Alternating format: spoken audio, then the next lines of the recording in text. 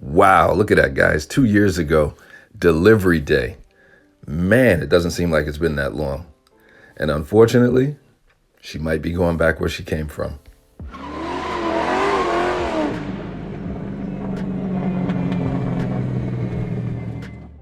What's going on, YouTube? It's your man, Griff, and we got a little bit of a dilemma today. But listen, you know what it is. Hop in that passenger seat, hit that thumbs up button, hit that subscribe button, and let's get into it. Yes, sir. It's your man, Griff. Listen, we got it right. Came to the right place. There's no cap here. There's no clickbait. This is realistic. We might have to let this thing go for various reasons, which I'm going to get into and tell you guys why I think I might have to let this car go. Nothing definitive at the moment, but I need to start doing some of that good old Griff research and let you guys know what I'm thinking. Let's go. All right, I'm not sure if you guys ever heard the word systemic, but it relates to a problem, right? So there's some other similar words such as structural, comprehensive, inherent, pervasive, ingrained, extensive. You know, these are things all relating to, systemic and basically, guys, it comes down to, a particular problem and or problems, right? Related to a certain thing. Usually you hear the word systemic in the medical industry. Somebody had a systemic issue. Well, this car has some systemic issues, right? Now, to Chevy's credit, I know that they've been working on it. They've been trying to, get the whole transmission thing squared away. They've come up with different protocols, what you'd be able to take the car in, get the filter replaced at a certain time.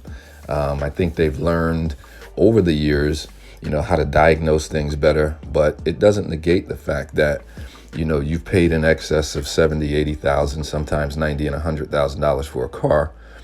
And then with 500 or less miles, you run into a situation where your transmission is damaged and needs a replacement. That's a potential systemic issue, right? And that's an issue that has your man Griff a little bit worried. Okay, so the car has its standard factory warranty, but I'm coming up on 2 years with the car. So here's where the video is going. I'm starting to debate whether or not I want to continue to keep this vehicle, or maybe it's time to get rid of it, before something, more catastrophic happens. So if anything goes bad with that transmission and you're out of warranty, it's going to cost you a grip. Not a Griff, but a grip. All right, now these are the three things that got me to thinking the way I'm thinking. Transmission, which I just mentioned, potential issues with that thing. You just never know, and you don't want to get caught off guard. Extended warranty. If you don't have one, you could be in trouble. But now am I forced to have to buy something because of a systemic issue that I didn't create? And the other thing is resale value. Is it time to get rid of this thing while it still has some value in it? Okay, let's keep going. All right, so let's start with the transmission. Now listen, I'm going to be brutally honest with you guys, same way Griff always does. All right, I'm just going to tell you the truth. Every time I get in this car, let me just start by saying this. Fortunately, I have not had any issues with my transmission. Knock on some wood here. But I'm going to be honest and tell you guys, every time I start the car, I'm looking at the engine light just to make sure it doesn't stay on. Every single time I start the car. I'm not really keen on this feeling. I shouldn't have to do that every time. My other cars, I just get in the car, I feel comfortable. It's go time, we go. But this particular car, every single time I start the car, I watch that engine light, the check engine light, to make sure it goes off the way it's supposed to. All right? Not the way ownership should be. Okay? The other thing is when I'm driving the car, I get on the car sometimes. You guys know it. I'm always nervous. Man, I hope I don't break anything, by getting on it too hard. You shouldn't have that thought in your head too when you paid over $80,000, $90,000 for a car, and it's got less than a certain amount of miles on it. So these are some of the things within that transmission space, guys, that make me a little bit concerned as to whether or not I should hold on to this car through the warranty period. Okay, let's get to the next point. Extended warranty. All right, we're all familiar with extended warranties on cars, which is not a terrible thing. We usually think about these things when the car has some miles on it, It's coming up to its normal factory warranty, and you do like the car and you decide you want to keep it, so you put an extended warranty on it. This particular car kind of puts you in a position that says, man, with all these issues that I've heard about the transmission, maybe I need to get an extended warranty day one. That's not the way things are supposed to be, guys. I shouldn't have to be forced into a warranty because of a systemic issue that exists with the vehicle. I should get the extended warranty because I want to keep the vehicle longer than expected, and I want to maintain that longevity.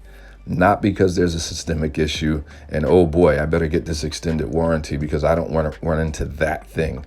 All right, let's get to the last and final point. And my final consideration in keeping this car, guys, is resale value. All right, now I'm coming up on 2 years, right? I haven't reached the 3-year mark, and I'm definitely under the mileage commitment for the factory warranty. But here's the thing.